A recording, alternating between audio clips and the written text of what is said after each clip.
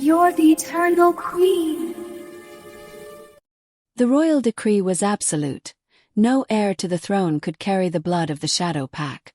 But Cassia had broken that law the moment she fell in love with Marcus.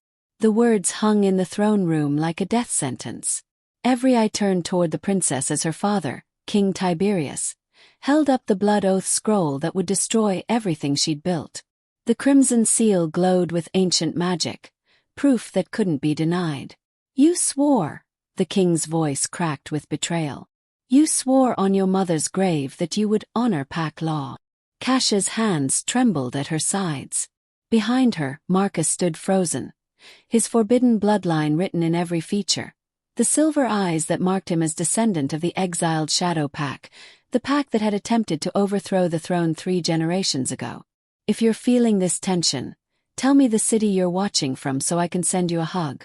You're going to need it for what comes next. Father, please, Cassia began, but Senator Octavius stepped forward from the council, his face twisted with righteous fury. The law is clear, Your Majesty. Any royal who mingles bloodlines with the Shadow Pact forfeits their claim to succession. The princess knew this. She chose treachery. The word echoed through the marble hall. Treachery. Cassia felt it like a physical blow. She'd known the risks, yes. She'd known that loving Marcus meant walking a razor's edge between duty and desire. But she'd believed, gods, how foolishly she'd believed, that love could somehow rewrite the laws carved in stone and blood. I haven't betrayed anyone. Cassia's voice rose, stronger now. The Shadow Pact's crimes were committed by people long dead. Marcus is innocent of his ancestors' choices. Innocent. Octavius laughed, a harsh sound. The Shadow Pact carries betrayal in their very bones. It's why they were exiled. It's why the blood oath was created in the first place, to prevent exactly this contamination of the royal line. Marcus finally spoke, his voice low and controlled. I never asked for this bloodline. I never asked to be born into a legacy of shame. Yet you pursued the heir to the throne anyway, Octavius shot back. You seduced her, knowing full well that your mere existence near her was a violation of pact law. That's not true. Cassia moved to Marcus's side, her hand finding his. I pursued him. I made the choice. If anyone broke pact law, it was me. King Tiberius closed his eyes, and for a moment, he looked ancient, worn. Cassia, my daughter, do you understand what you've done? The council has already been informed. Lady Livia brought them evidence. Letters, witnesses who saw you meeting Marcus in secret. The blood oath I'm holding was triggered the moment you consummated your relationship with him. The room erupted. Counselors shouted over each other. Some called for immediate exile. Others demanded a trial. Through it all, Cassia heard one voice rise above the rest. Her cousin Drusilla, speaking from the back of the chamber. The princess has made her choice clear. She chooses a forbidden bloodline over her duty to the realm. I say we vote now to remove her from succession. Cassia's head snapped toward Drusilla. They'd grown up together, shared secrets, defended each other against court politics. Now her cousin's face was a mask of ambition, and suddenly everything made horrible sense. You, Cassia breathed. You told them. You're the one who brought this to the council. Drusilla stepped forward, her silk gown rustling. I did what you were too selfish to do. I put the realm first. Someone had to expose this scandal before you dragged the entire royal family into disgrace. Disgrace. Marcus's voice cut through the noise like a blade. Or did you simply see an opportunity to eliminate your competition for the throne? The accusation hung in the air. Drusilla's face flushed, but she held her ground. How dare you speak to me, Shadow Blood? You have no voice in this chamber. He has every right to defend himself, Cassia insisted, but her father raised his hand. Enough. This display serves no one. King Tiberius looked between his daughter and his niece, and the weight of his decision showed in every line of his face. The council will convene at dawn to determine Cassia's fate. Until then, she will be confined to her chambers. Marcus of the Shadow Pack will be held in the lower cells. No! Cassia lunged forward, but the royal guards were already moving. They separated her from Marcus with practiced efficiency, pulling him toward the side door that led to the dungeons. Cassia! Marcus struggled against the guards. Remember what we promised each other. Whatever happens, I won't let them do this, she screamed as her own guards gripped her arms. Father, you can't. He's done nothing wrong. But her father had already turned away, the blood oath scroll still clutched in his hand. As the guards dragged Cassia from the throne room, she caught one last glimpse of Drusilla's face, and the small, satisfied smile that played at her cousin's lips. The night in her chambers was the longest of Cassia's life. She paced the ornate room like a caged wolf, her mind racing through every possible outcome. The blood oath was unbreakable, ancient magic woven by the original Pack Alphas to prevent exactly this kind of union. If the council ruled against her, she would lose everything. Her title, her inheritance, her place in the royal family. But losing Marcus, that was unthinkable. A soft knock at her door made her spin around. Enter. Her lady-in-waiting, Valeria, slipped inside, her face pale. Your Highness, I shouldn't be here, but I had to warn you. I was serving wine during the council's private meeting tonight. And Valeria's hands twisted in her apron. They're not planning to simply remove you from succession. Senator Octavius is pushing for execution. He says the blood oath requires blood payment, that the only way to cleanse the royal line is through your death. The floor seemed to tilt beneath Cassia's feet. Execution. He has support, Your Highness. Not a majority, not yet. But Drusilla has been working the other councillors all evening. She's promising trade agreements, favorable marriages, military alliances, anything to secure their votes against you. Cassia sank onto the edge of her bed. My father would never allow it. Your father looked broken, my lady. I've never seen him like that. Senator Gaius tried to argue for mercy, but Octavius called him weak. Said that pack law must be absolute or it means nothing. What about Marcus? Valeria's expression grew even more grim. They're debating whether to execute him first, as an example, or to force you to watch before they pass sentence on you. Horror washed through Cassia in cold waves. This wasn't just political maneuvering anymore. This was a carefully orchestrated destruction, and Drusilla had planned it perfectly. Remove Cassia, eliminate Marcus, and step into the role of heir to the throne. All while appearing to uphold sacred pack law. I need to see him, Cassia said suddenly. I need to see Marcus. That's impossible, Your Highness. The dungeons are heavily guarded, and you're confined to. There's a service passage that runs from the kitchen to the lower levels. I used it as a child to sneak sweets from the larder. Cassia grabbed Valeria's shoulders. Please, help me reach him. If they're going to kill us, I need to see him one more time.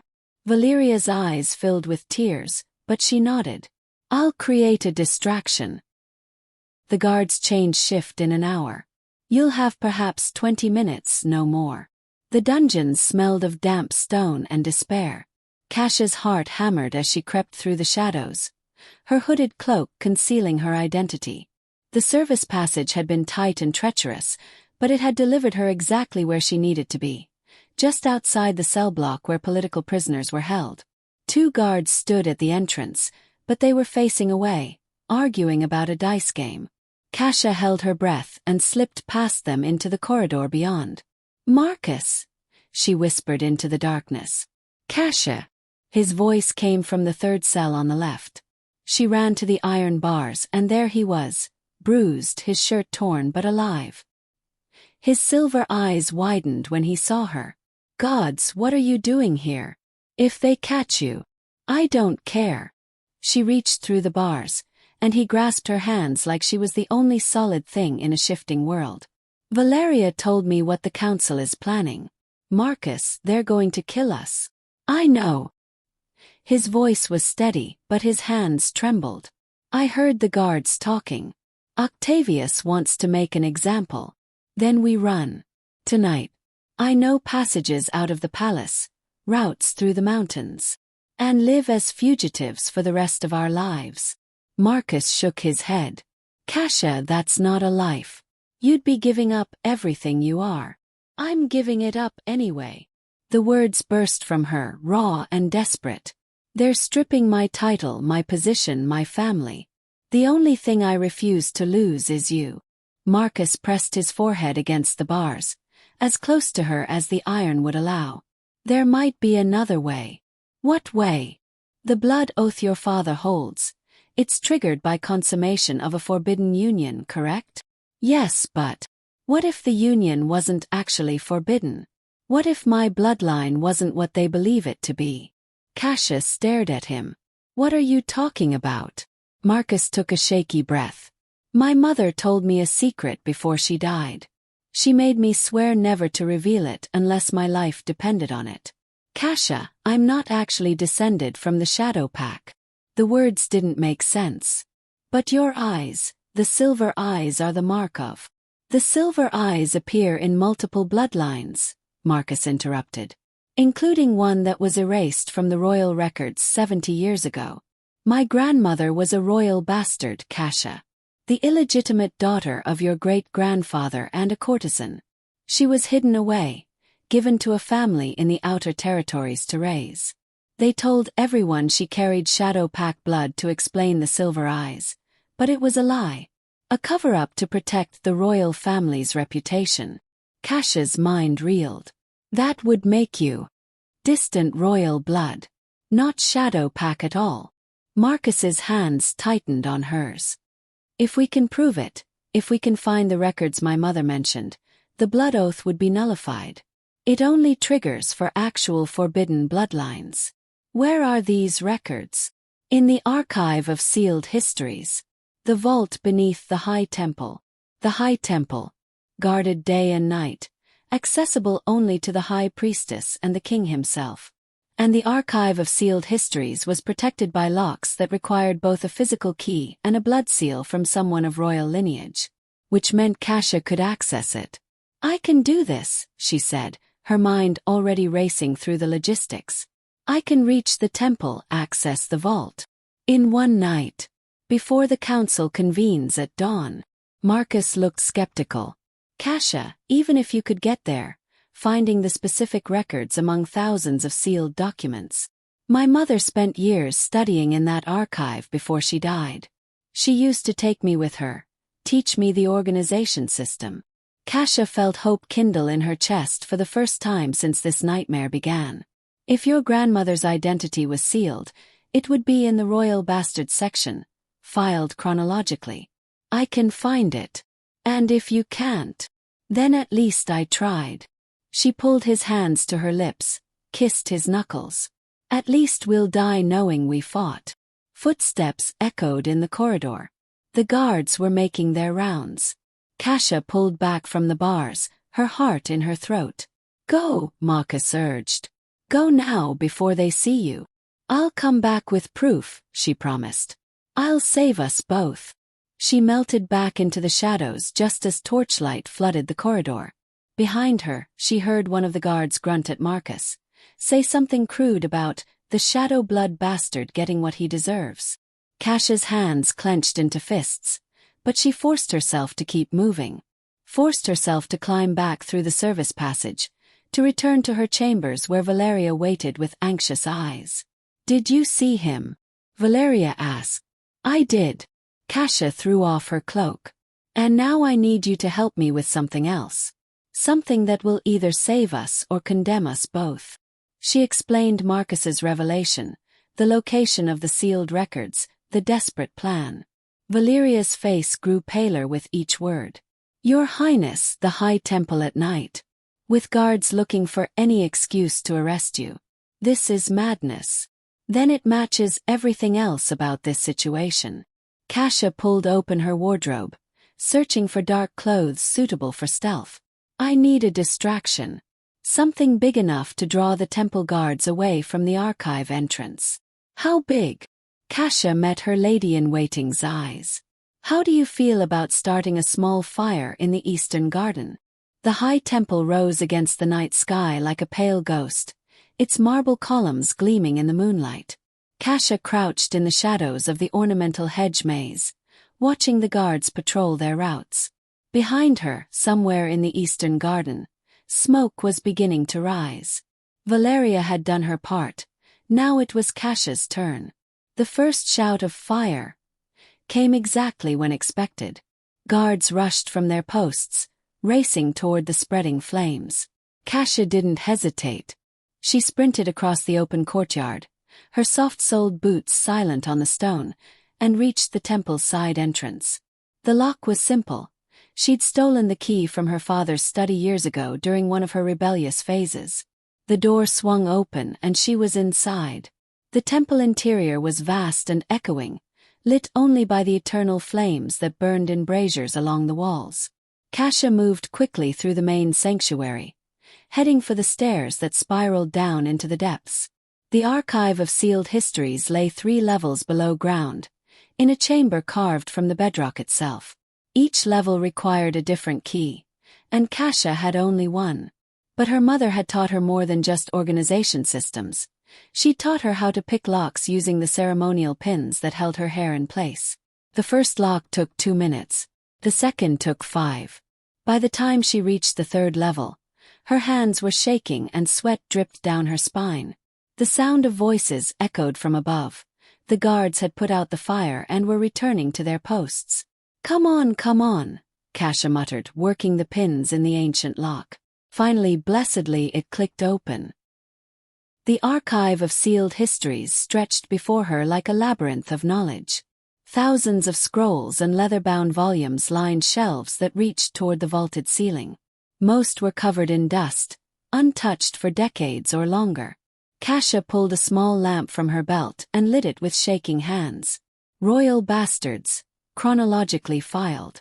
That section would be there, in the northeastern corner, marked with the sigil of the broken crown. She ran through the aisles, her lamplight casting wild shadows. The northeastern corner appeared, and she began pulling documents from the shelves, scanning dates. 70 years ago. 70 years ago. There, a sealed scroll marked with her great-grandfather's royal seal. Her hands trembled as she broke the wax and unrolled the ancient parchment. The text was in formal court script, but perfectly legible. Let it be known that on this day, a female child was born to His Majesty King Aurelius and the courtesan Sabina. As the child is born of an unsanctioned union, she shall be removed from court and her royal heritage concealed. To explain her distinctive silver eyes, a trait of the Aurelius bloodline, it shall be recorded that she carries shadow pack blood. The child shall be named Helena and given to the household of Marcus the elder to raise. There it was. Proof. Undeniable proof that Marcus's bloodline was royal, not shadow pack. The blood oath was invalid. Everything the council believed was built on a lie. Looking for something, cousin? Cassia's blood turned to ice. She spun around to find Drusilla standing at the entrance to the archive, flanked by 4 royal guards. How did you know you'd come here? Drusilla smiled, cold and calculating. I've been having you watched since the moment you were confined. When your little maid started a fire as a distraction, I knew exactly what you were planning. She gestured to the scroll in Cassia's hands. What did you find?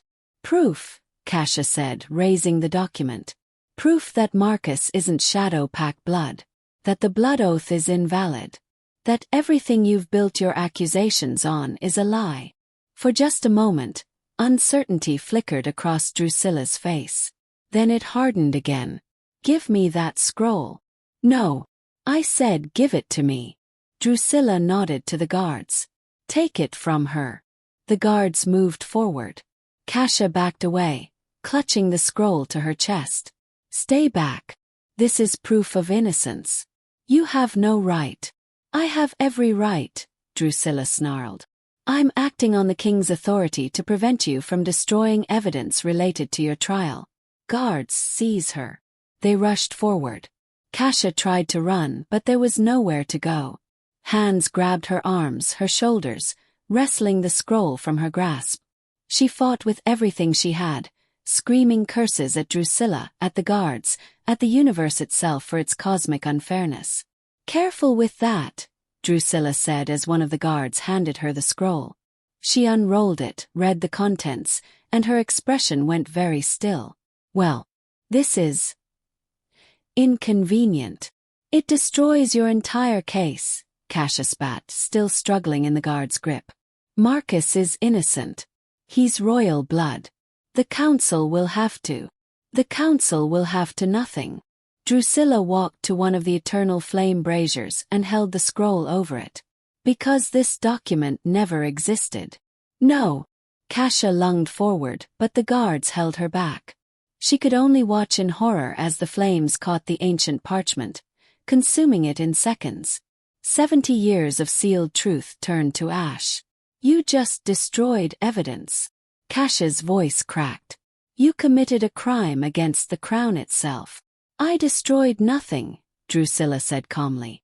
"Because there were no witnesses here except these loyal guards, who will swear that you came to the archive to destroy evidence yourself, that you burned the very documents that might have proven your innocence, in a desperate attempt to hide some deeper secret." She brushed ash from her hands. "Really, cousin, you've made this almost too easy." The full scope of the trap closed around Cassia like a vice. No proof. No witnesses willing to tell the truth. Just her word against Drusilla's, and Drusilla had spent weeks positioning herself as the responsible heir, the one who put duty above personal desire. "Why?" Cassia asked, her voice barely above a whisper. "Why go this far? You could have been content as second in line, could have." "Content." Drusilla's composure cracked for the first time. "Content to live in your shadow, to watch you get everything, the throne, the respect, the love, just because you were born first. Well, I'm tired of being second. Tired of being overlooked." She stepped closer, her voice dropping to a hiss. "This throne should have been mine from the beginning. And now it will be." She turned to the guards. "Take her back to her chambers. Double the watch. The council convenes in 3 hours, and I want her presentable for her sentencing." As the guards dragged her from the archive, Cassia's mind raced through every option, every possible escape. But there was nothing. No proof, no allies, no way out. The scroll was gone. The truth was gone. "Valeria," she gasped as they hauled her up the stairs. "I need to see Valeria." "Your maid is being questioned about the fire," one of the guards said gruffly. "You won't be seeing her." "Well, no, this couldn't be how it ended. There had to be another way. There had to be." Senator Gaius, her mother's old friend, the one counselor who had argued for mercy. If she could somehow get a message to him, if she could convince him to investigate the archive himself, to find some record of... But what record? Drusilla had burned the only proof. And even if Gaius believed Cassia's story, what good would it do against Octavius's push for execution and Drusilla's political maneuvering? They reached her chambers and threw her inside. The door slammed shut, and she heard the heavy bolt slide into place. Cassia collapsed on her bed, her mind spinning. 3 hours until dawn.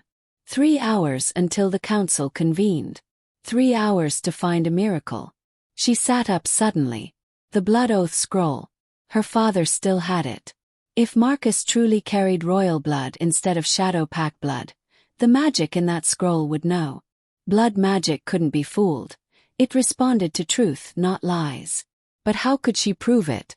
She couldn't access the scroll. She couldn't even access Marcus. A soft scratching at her window made her freeze.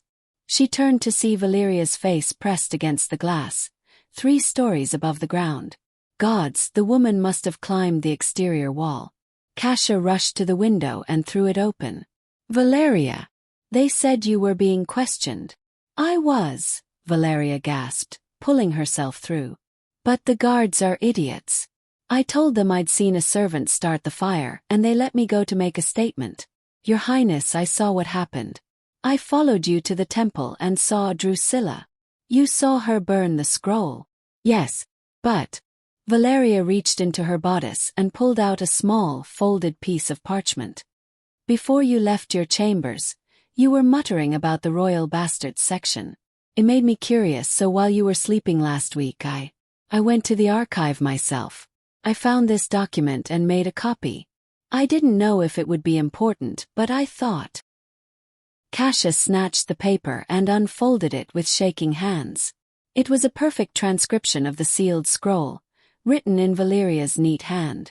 Every word, every detail, including the royal seal's description.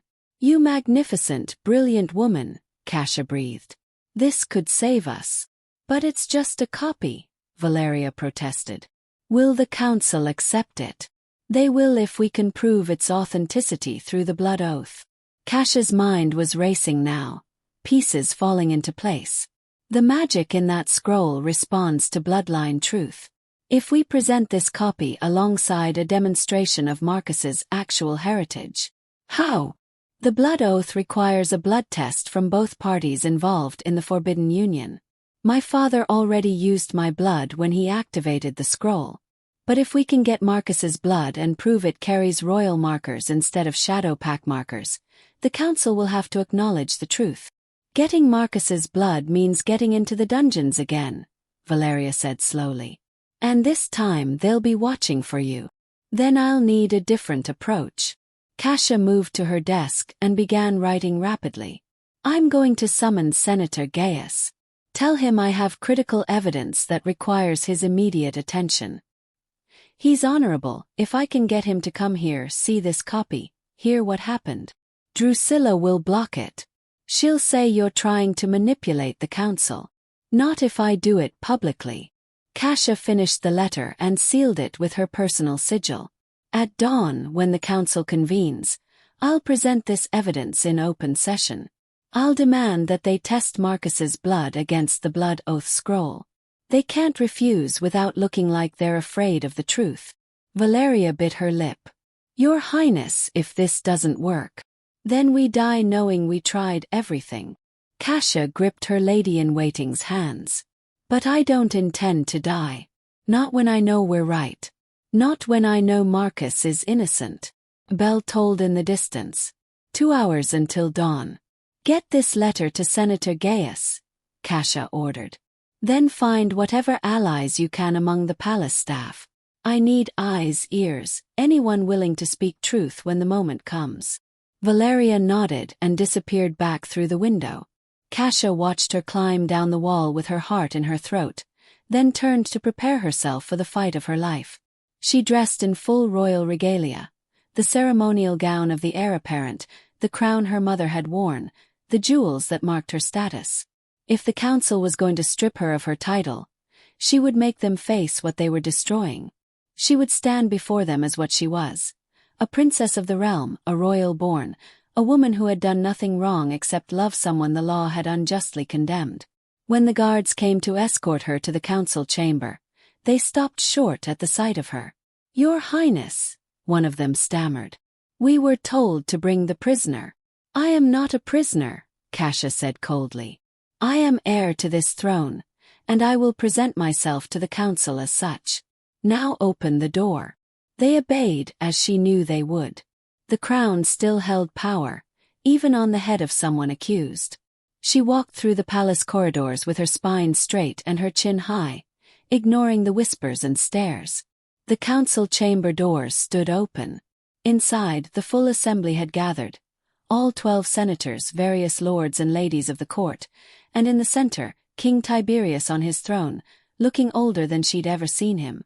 Beside him, looking smug, stood Drusilla.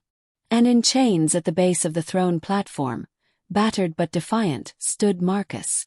Their eyes met across the chamber. Cassia saw the bruises on his face, the way he held himself like every breath hurt, and rage flooded through her so intense she almost stumbled. "The accused has arrived," Octavius announced. "Let the council proceedings begin."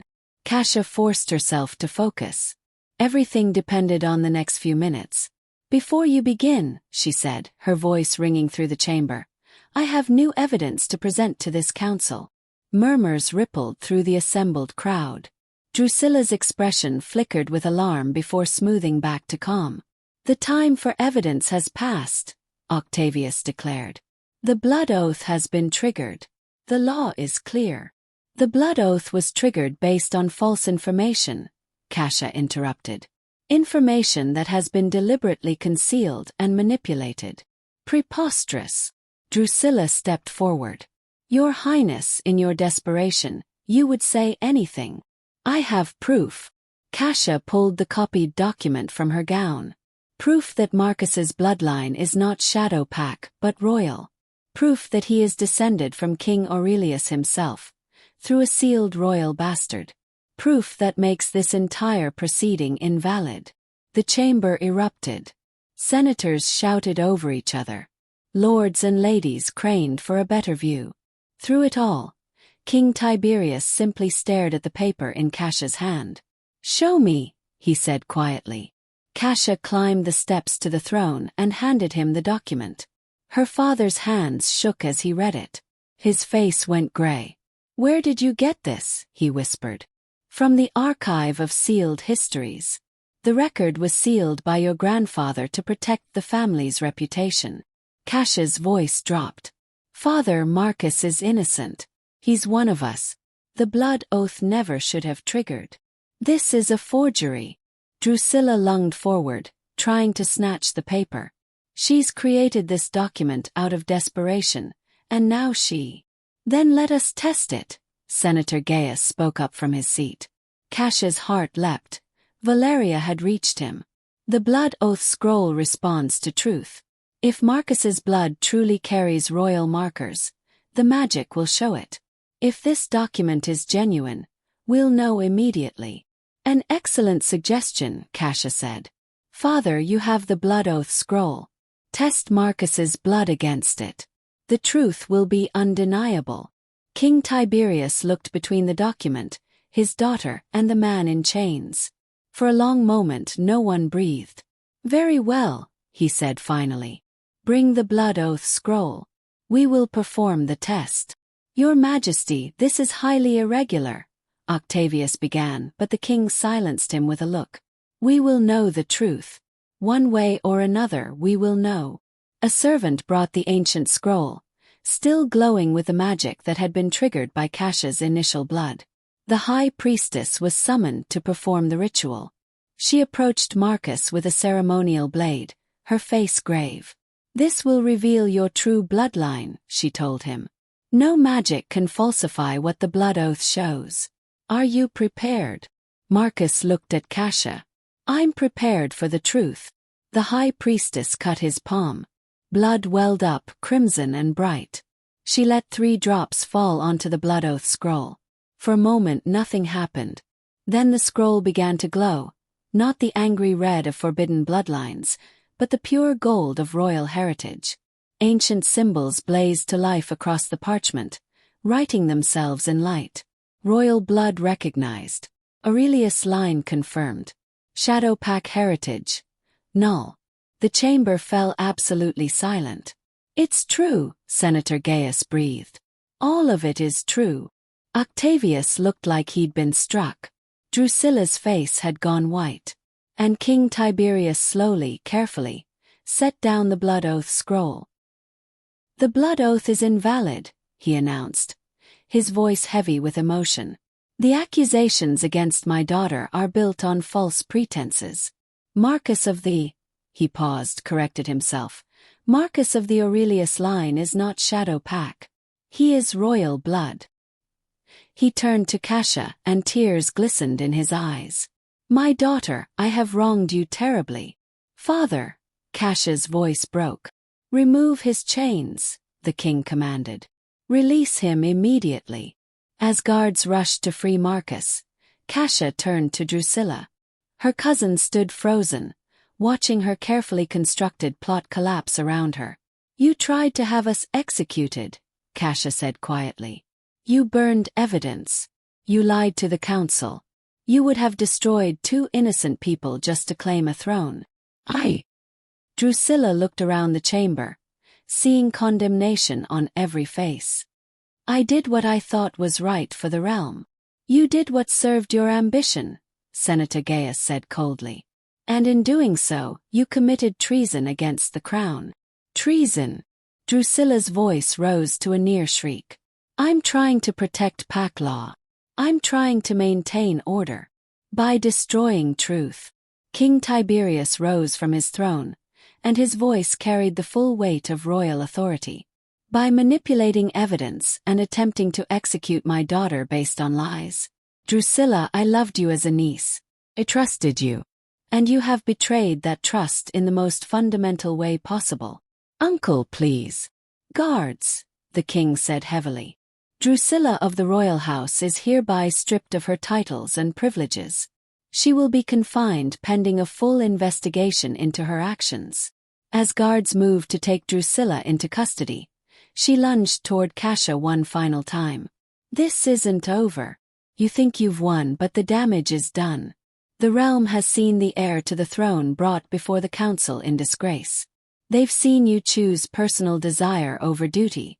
You'll never have the people's full respect now. Never. Perhaps not, Cassia said quietly.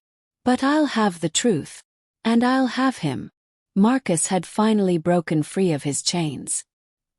He crossed the chamber in 3 strides and pulled Cassia into his arms. She buried her face in his chest, feeling his heartbeat solid and real and alive. The council chamber erupted in a mixture of applause and continued argument. Some celebrated the revelation of truth. Others muttered darkly about the scandal of it all. But Cassia didn't care. They'd survived. They'd won. King Tiberius descended from his throne and approached them. Marcus of the Aurelius line, he said formally. You are recognized as distant royal blood. And you have my deepest apology for the injustice done to you. Marcus bowed, still holding Cassia's hand.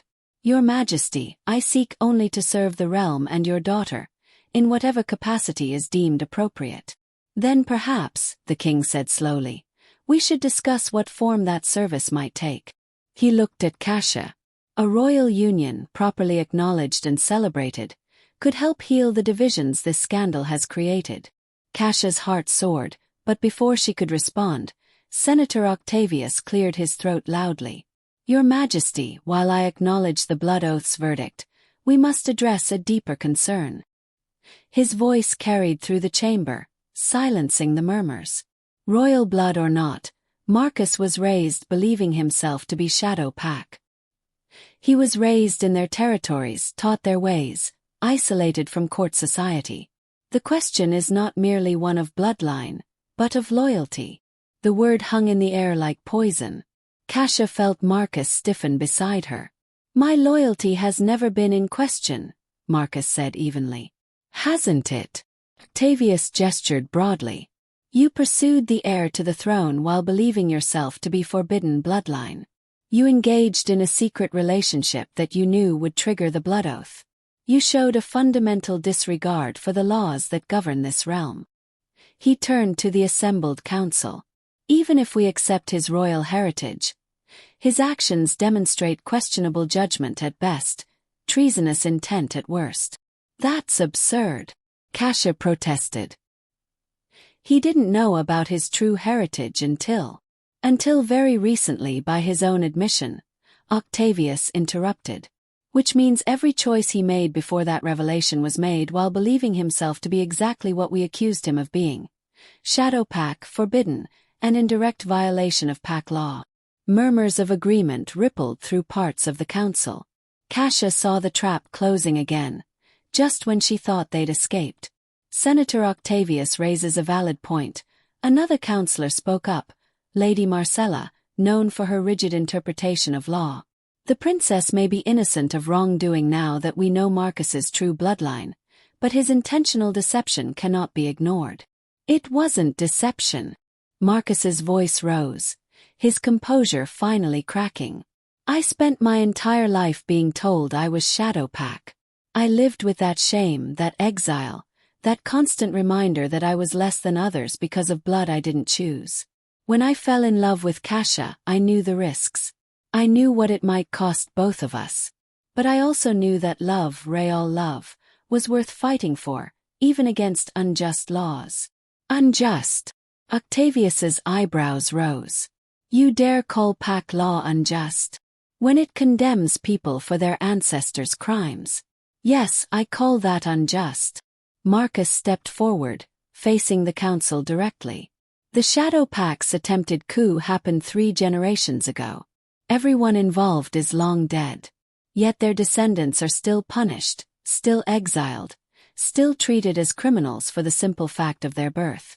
If that's your definition of justice, then your justice is flawed. The chamber erupted in outrage. Half the council leapt to their feet, shouting about disrespect and insolence. The other half looked troubled, as if Marcus's words had struck an uncomfortable chord. King Tiberius raised his hand for silence. Marcus, you speak dangerously. I speak truthfully, Your Majesty. Marcus's silver eyes blazed. And the truth is that pack law has been used as a weapon, not to protect the realm, but to maintain power structures and punish inconvenient bloodlines. The same law that almost killed your daughter and me could be used against anyone who threatens the status quo. This is exactly what I warned about, Octavius said triumphantly. He seeks to undermine the very foundations of our society. Your Majesty, I move that Marcus be exiled from the capital, regardless of his bloodline. He is too dangerous to remain. I second the motion, Lady Marcella added quickly. Cassia's world tilted. No. Father, you can't. I can, and I must consider it. King Tiberius looked genuinely torn. Marcus, your words have merit, but they also reveal a fundamental disagreement with how this realm is governed. How can I allow my daughter to marry someone who openly challenges our laws? Because those laws need to be challenged. Cassia's voice rang out clear and strong. Father, listen to yourself. We almost executed 2 innocent people because of a law based on collective punishment for ancient crimes. Marcus is right. Pack law has become a tool of oppression. And if I'm to be heir to this throne, I need to stand against that oppression, not perpetuate it. Your Highness, Senator Gaius spoke up carefully. Reform is one thing. But to completely overturn pack law, the social order depends on it. The territories depend on it. Without clear bloodline hierarchies, we risk chaos. Do we? Cassia challenged. Or do we risk the powerful losing their convenient excuses for maintaining control? A new voice cut through the tension. Sharp, authoritative, unmistakably female. The princess speaks with wisdom beyond her years. Every head turned. In the doorway stood High Priestess Livia, the spiritual authority of the realm, rarely seen outside the temple. She moved into the chamber with measured steps, her white robes flowing. High Priestess, King Tiberius bowed his head. We did not expect your presence. Yet here I stand, called by the blood oath's resonance. She approached the throne platform, her ancient eyes sweeping the assembly. The magic itself has spoken today. It has revealed that our laws were built on falsehood, that a man we condemned as forbidden was, in fact, one of us all along. Perhaps it is time to ask ourselves, how many others have we wronged based on incomplete truths? With respect, High Priestess, Octavius began, the sanctity of pack law. Pack law was created by humans, Senator. Fallible, political humans who had their own agendas. Livia's voice carried an edge of steel.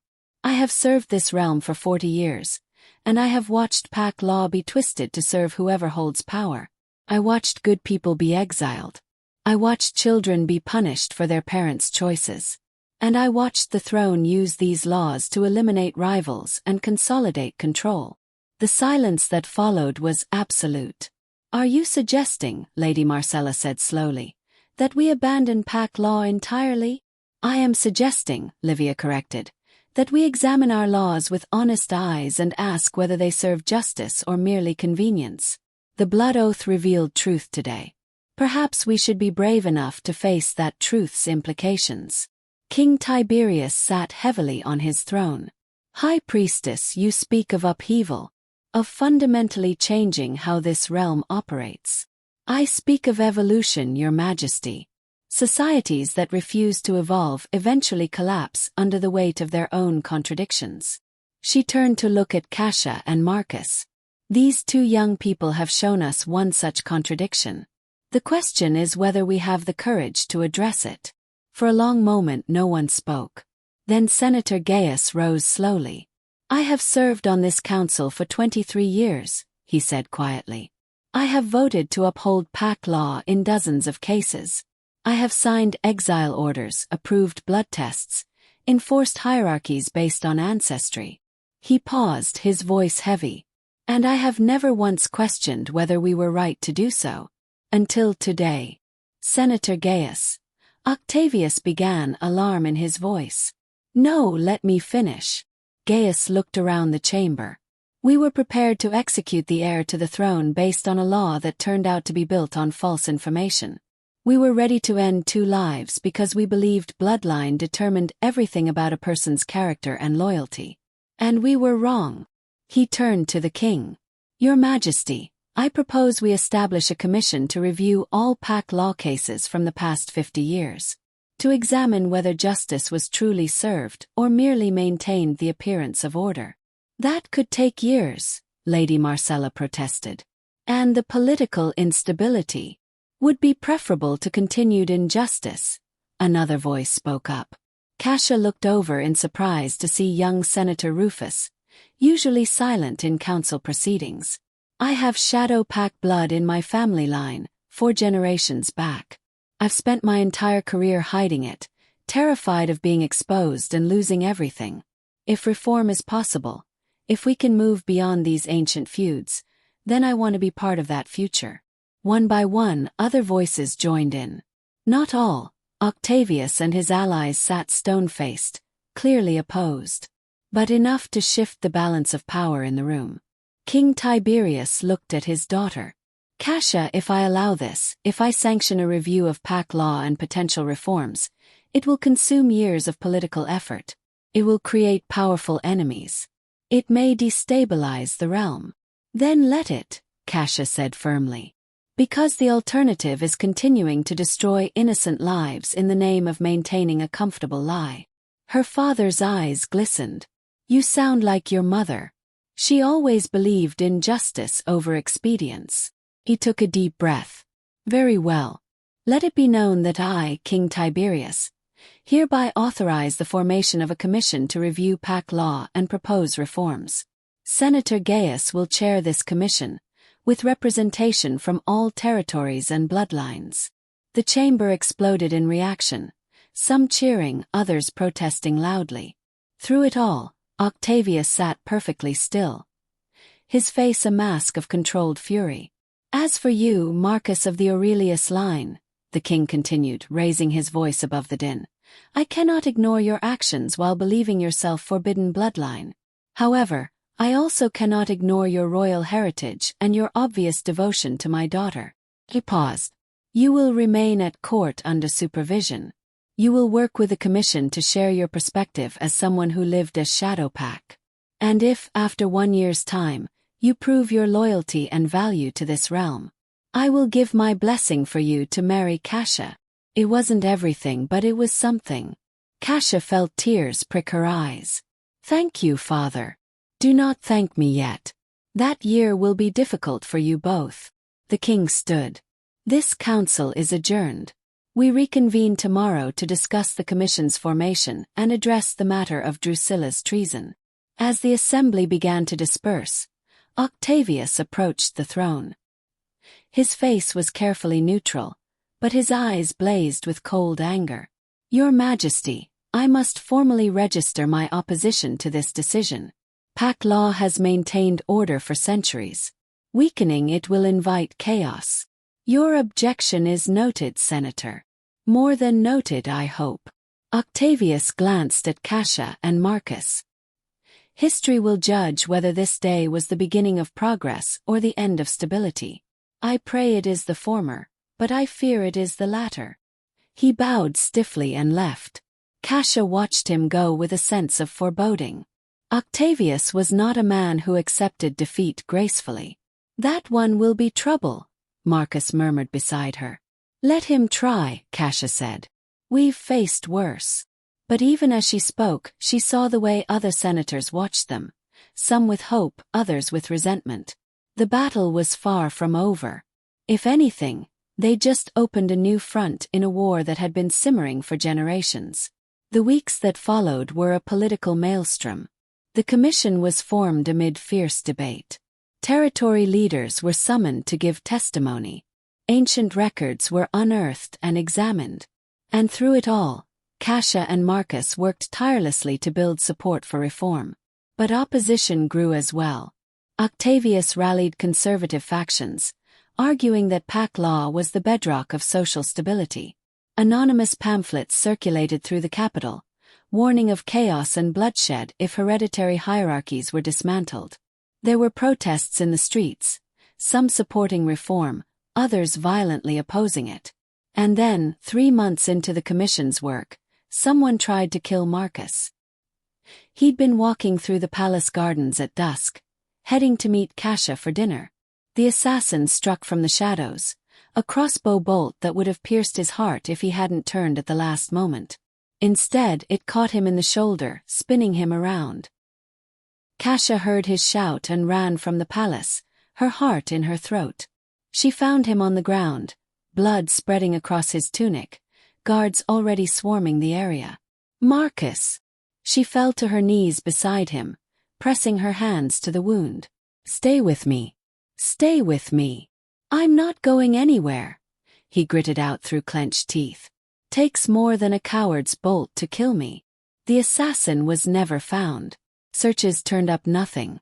But everyone knew who had ordered it, even if they couldn't prove it. King Tiberius doubled the guard around both Cassia and Marcus. Senator Gaius pushed for an investigation into Octavius's potential involvement. But without evidence, nothing could be done. This is what he wants, Marcus said a week later. His arm still in a sling. He wants to frighten us into backing down. Then he's miscalculated, Cassia replied grimly. Because all he's done is strengthen our resolve. But privately she was terrified. The assassination attempt had revealed how deep the opposition ran. There were people who would rather see Marcus dead than accept the changes he represented. The commission's work continued. Testimony revealed case after case of injustice. Families torn apart by bloodline laws, talented individuals denied opportunities because of their ancestry, and entire communities living in fear of their heritage being discovered. Public opinion began to shift. The more people learned about the pack law's arbitrary cruelty, the more support grew for reform. But with that support came increased danger.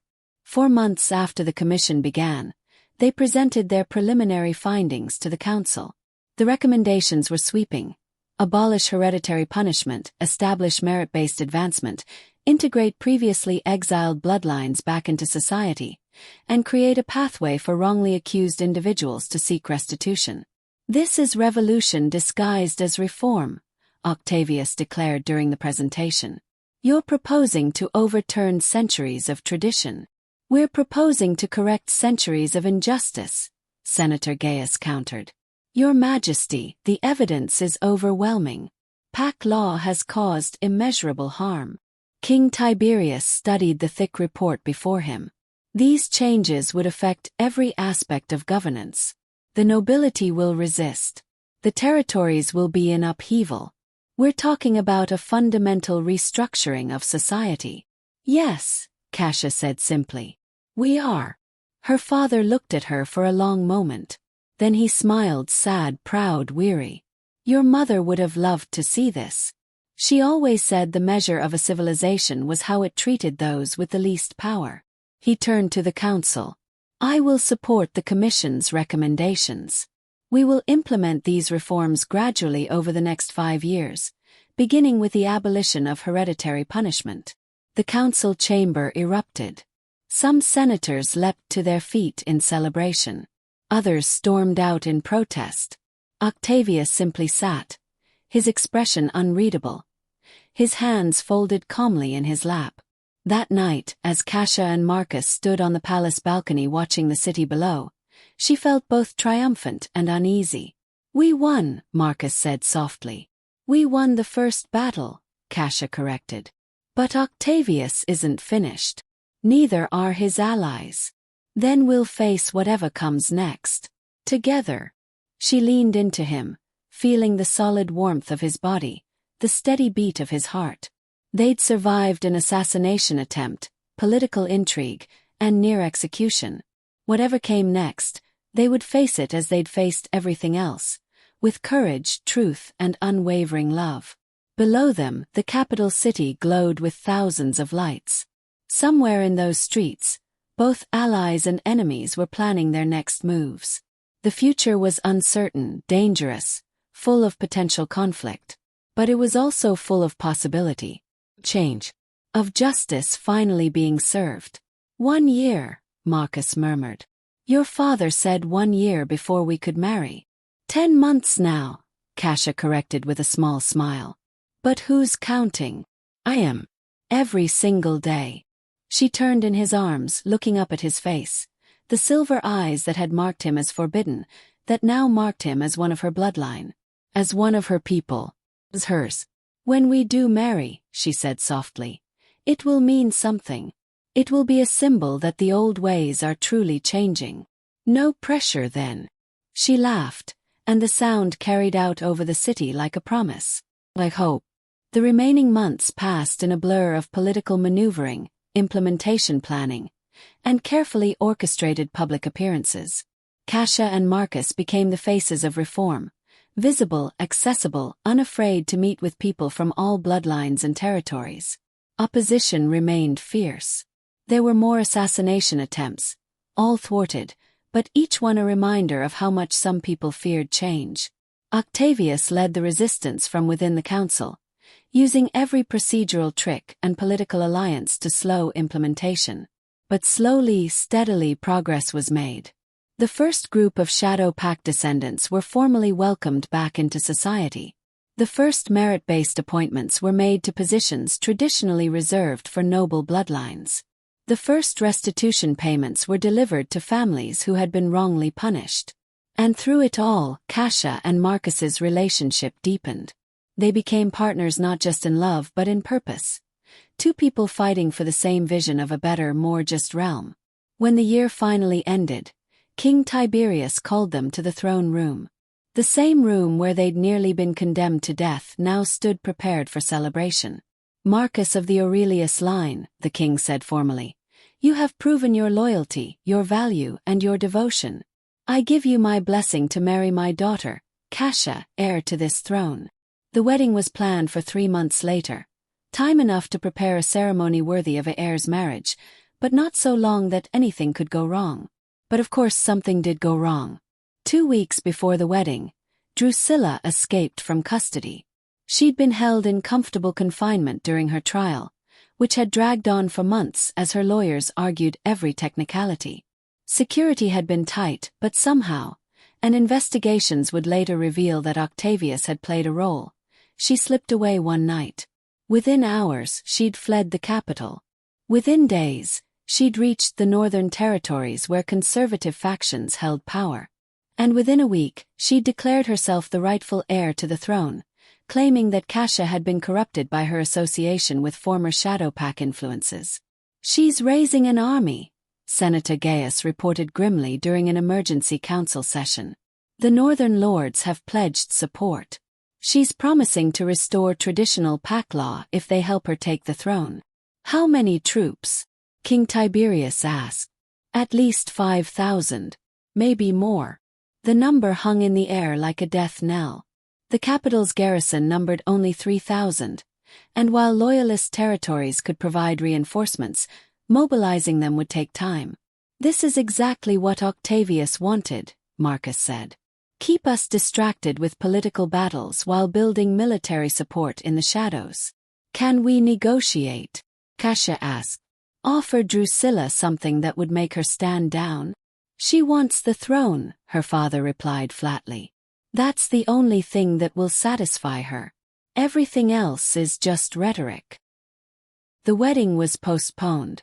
Troops were mobilized. Diplomatic envoys were sent to neutral territories, begging for support. The realm teetered on the edge of civil war. And in the midst of it all, Octavius made his move. He called for a vote of no confidence in King Tiberius, arguing that the king's reforms had destabilized the realm and invited rebellion. 6 senators supported him, not enough to remove the king, but enough to split the council and weaken its effectiveness. "We're fighting a war on 2 fronts," Cassia said during a late-night strategy session. "Drusilla's army in the north, Octavius's political insurgency here. Then we need to end one of those fronts quickly," Marcus replied. He looked at King Tiberius. "Your Majesty, let me lead a force north. If I can confront Drusilla, offer her terms." "She'll kill you on sight," Cassia interrupted. "You're everything she hates. Former Shadowpact reformer, the man who corrupted me." "Which is exactly why I should go," Marcus insisted. "If I lead the negotiation, it proves that reformed bloodlines can serve the realm loyally. It reinforces everything we've been fighting for. Or it gets you killed and hands Drusilla a propaganda victory," Senator Gaius countered. They argued for hours, but ultimately Marcus's logic won out. He would lead a diplomatic mission north, backed by a strong military escort. If Drusilla could be convinced to negotiate, civil war might be avoided. If not, then war was inevitable. The night before Marcus was set to depart, Cassia found him in the palace armory, checking equipment. "You don't have to do this," she said quietly. "Yes, I do." He looked up at her, and in his silver eyes she saw determination and fear and love all mixed together. "This is what we've been building toward, Cassia. A world where bloodlines don't determine everything. Where someone like me can serve the realm in meaningful ways. If I don't go, if I hide behind your protection, then we're admitting that all our reforms are just words." "I know." She moved into his arms. "I just wish the proving ground didn't have to be a battlefield." They held each other in the flickering torchlight, 2 people who had defied fate and law and tradition to be together. Who had nearly died for their love and were now risking everything again for their principles. "When I come back," Marcus murmured into her hair, "we're getting married immediately. No more delays, no more interruptions. I don't care if the realm is on fire. I'm making you my wife. Promise." "Blood oath." She laughed despite her tears. "Don't even joke about that." "Who's joking?" He tilted her face up and kissed her, deep and desperate and full of all the words they didn't have time to say. When they finally pulled apart, both of them were shaking. "Come back to me," Cassia whispered. "Always." Marcus's delegation left at dawn, 500 soldiers and 3 diplomats riding north toward uncertainty. Cassia watched from the palace walls until they disappeared over the horizon, her heart in her throat. The waiting was agony. Days passed with no word. Then a week. Then 2. Finally a messenger arrived, exhausted and bloodstained. "They've engaged," he gasped out. Lady Drusilla refused all terms. She attacked the delegation. "They're fighting now, 20 miles north of Blackstone Pass." Cassia didn't hesitate. "Mobilize the garrison. I'm riding north." "Your Highness, your father expressly forbade." "My father isn't here. I am." She turned to the captain of the guard. "You can either come with me or try to stop me. Choose quickly." The captain wisely chose to come with her. They rode hard, pushing the horses to their limits. By the time they reached Blackstone Pass, the sun was setting, and the sounds of battle echoed through the hills. Cassia crested the ridge and saw chaos below. Marcus's forces were pinned in a narrow valley, outnumbered 2-1. Drusilla's army pressed from 3 sides, driving them back toward a steep cliff. "We need to flank them," the captain said. "Hit Drusilla's left wing, draw some pressure off." "No time," Cassia interrupted. She could see Marcus in the thick of the fighting, his silver eyes flashing even at this distance as he rallied his troops. "We charge straight through. Break their center line and link up with Marcus's forces." "That's suicide, Your Highness." "Then it's a good day to die." She drew her sword, her mother's sword, carried into battle for the first time. For the realm. For justice. For love. She spurred her horse forward, and behind her, 500 loyal soldiers followed their heir into hell. The charge was magnificent and terrifying. They hit Drusilla's center line like a thunderbolt, scattering troops and breaking formations. Cassia fought like a woman possessed, her sword singing through the air, her voice never stopping as she called out commands and encouragement. She saw Marcus turn at the sound of her voice, saw shock and joy and terror flash across his face as he realized she'd come. Their forces met in the middle of the battlefield, and suddenly the tide was turning. Drusilla's numerical advantage meant nothing when caught between two determined forces. But Drusilla herself was not finished. Cassia saw her cousin break away from the main battle, riding hard toward a cluster of wounded soldiers. Toward Marcus, who was helping pull injured men to safety. His back turned to the threat. "Marcus!" Cassia screamed, but her voice was lost in the chaos. She kicked her horse into a gallop, racing across the battlefield. Time seemed to slow. She saw Drusilla raise her sword, saw Marcus begin to turn, saw the blade descending, and then Cassia was there, her own sword flashing up to meet Drusilla's. The blades clashed with a sound like thunder, and suddenly the two cousins were facing each other across their horses, weapons locked. "You just couldn't let it go, could you?" Drusilla snarled. "You just couldn't accept that you were wrong." "I was never wrong," Cassia shot back. "You were.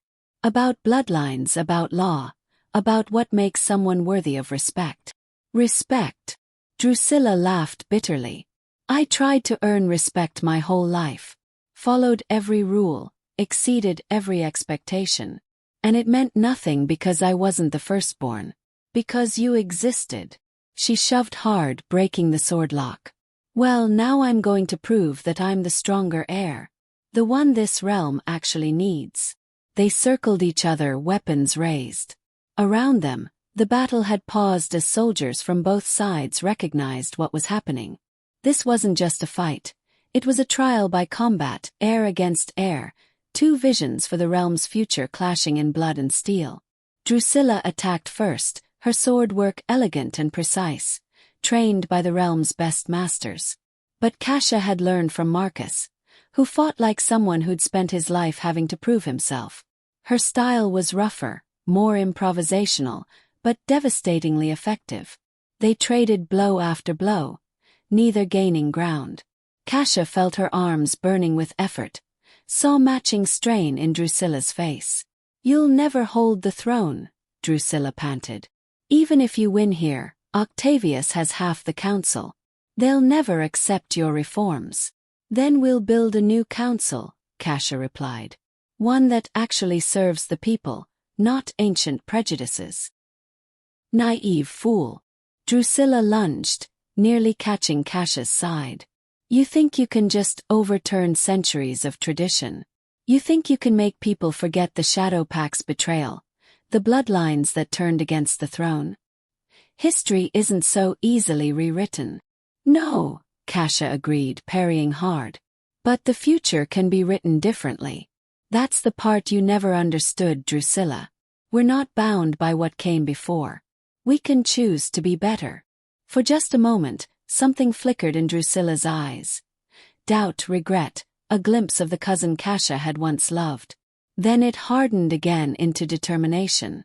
"If I can't have the throne," Drusilla whispered, "then neither will you."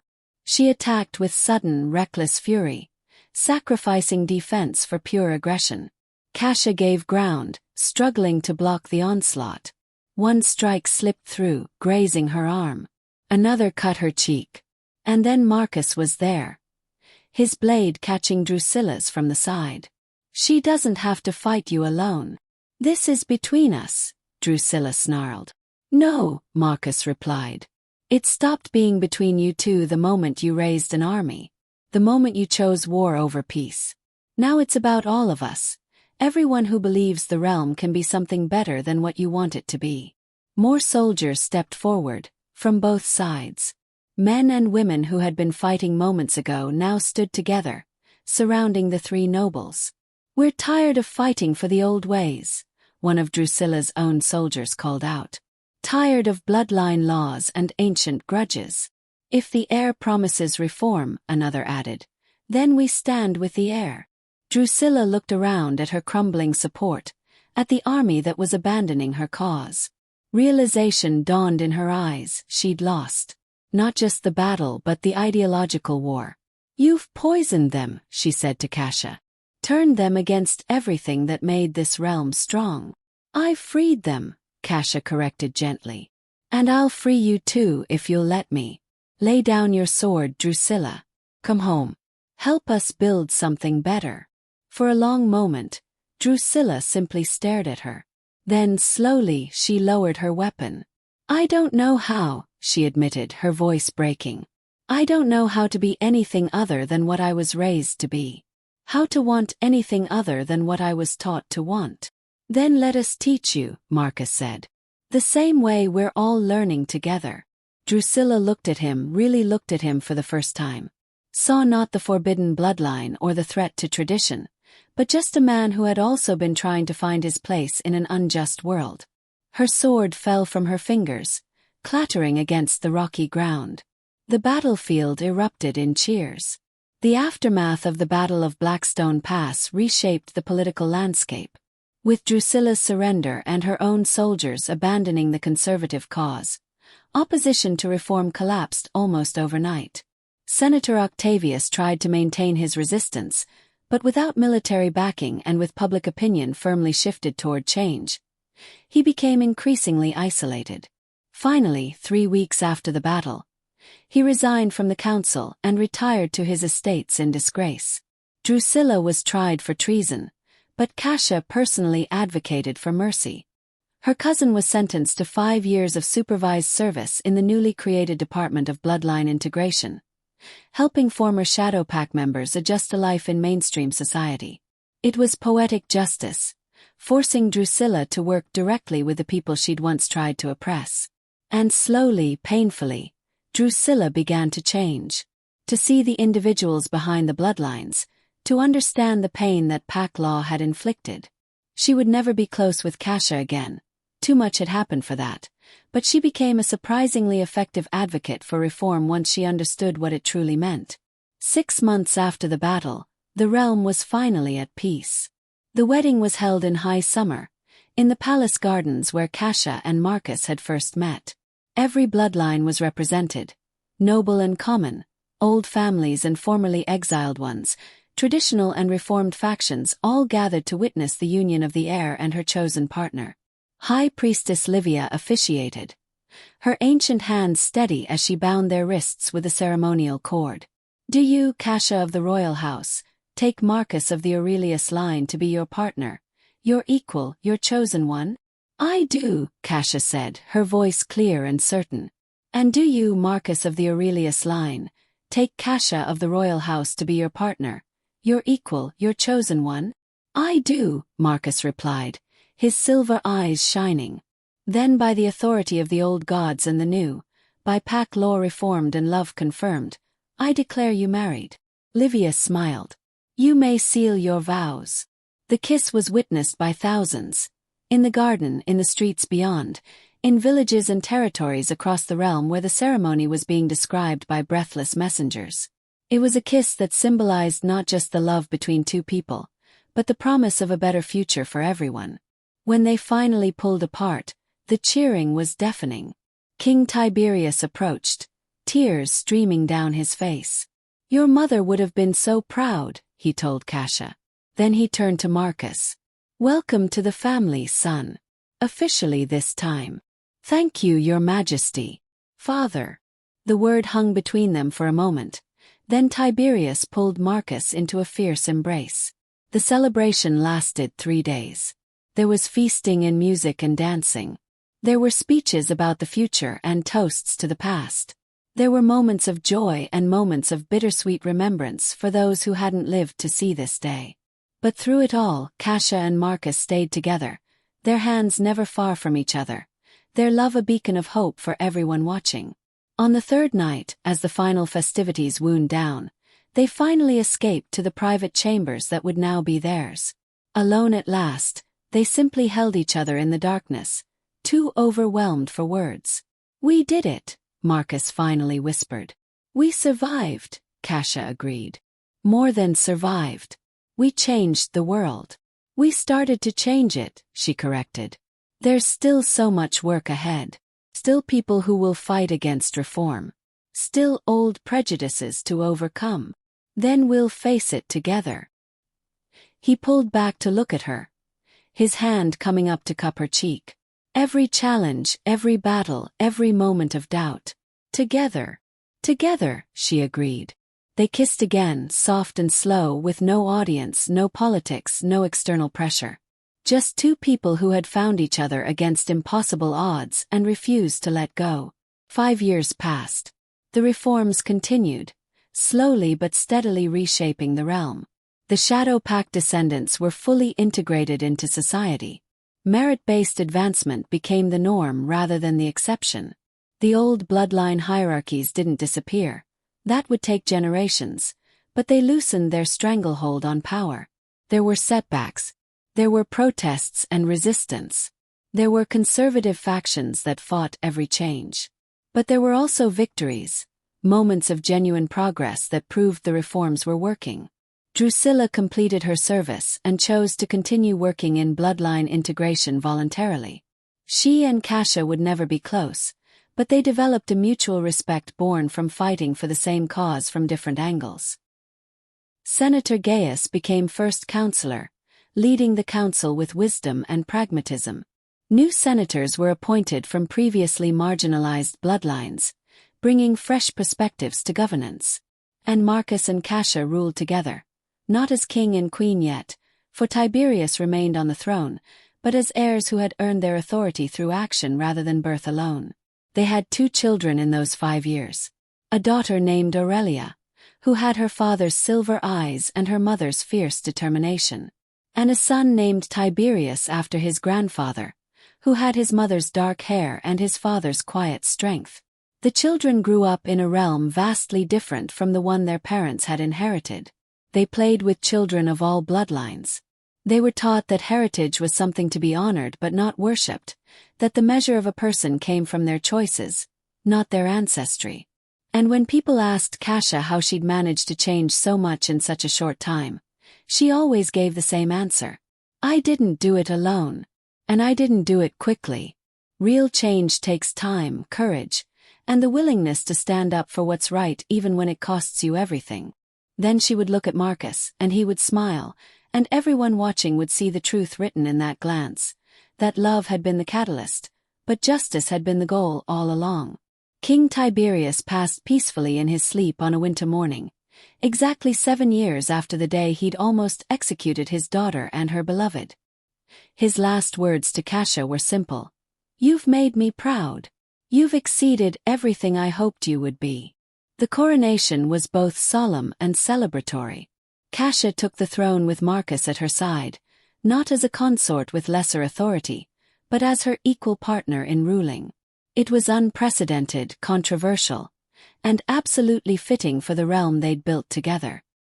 Her first act as queen was to formally abolish the last remnants of pact law that enforced hereditary punishment.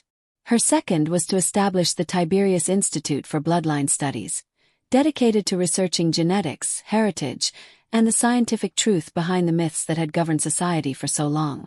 Her third act was to pardon everyone who had been exiled or punished under the old laws, offering them full restitution and the chance to return home. The realm prospered under their joint rule. Trade expanded as old territorial barriers fell.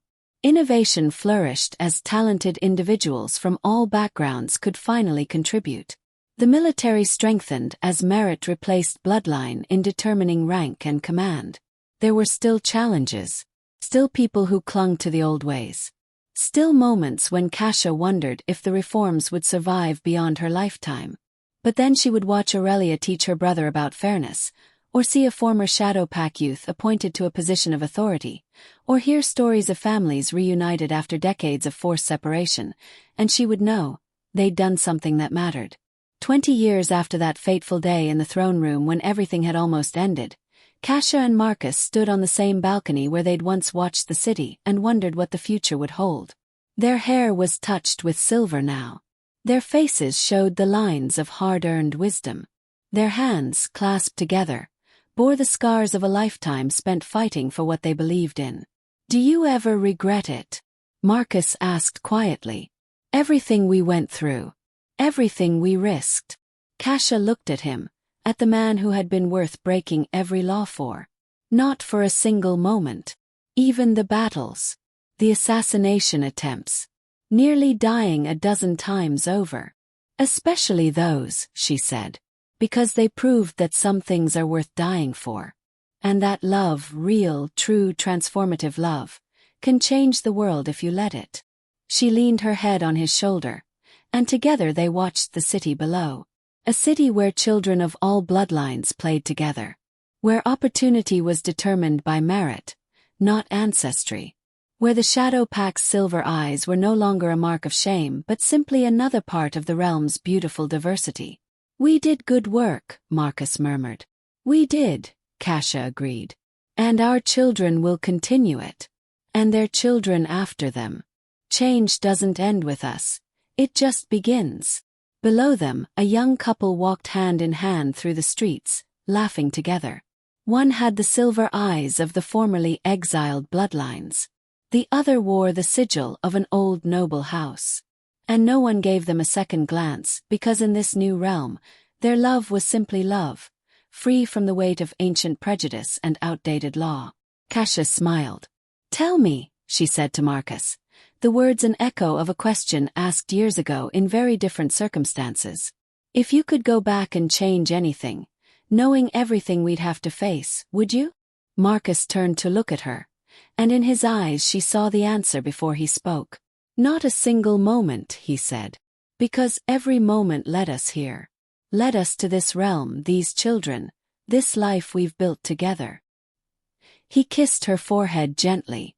"I'd face it all again as many times as necessary, if it meant ending up right here with you." And in that moment, standing on the balcony of a palace in a realm they'd helped transform, Cassia knew that every trial, every battle, every moment of terror and doubt had been worth it. Because love had won. Justice had won. And the future, their children's future, the realm's future, was brighter than anyone had dared to imagine on that terrible day when a royal decree had threatened to destroy everything. The sun set over the capital, painting the sky in shades of gold and crimson. And as darkness fell, the city below lit up with thousands of lights. Each one a home, a family, a life lived freely in a world that valued people for who they were, not what blood ran through their veins. It was not a perfect world. Never would be. But it was better than what had come before. And that, Cassia thought as Marcus's arm tightened around her, was all anyone could really ask for. To leave the world better than you found it. To fight for what was right even when the cost was high. To love fiercely and without reservation. To never ever give up on justice. The stars emerged one by one overhead, ancient and unchanging, bearing witness to the realm below that had dared to change everything. And in the palace,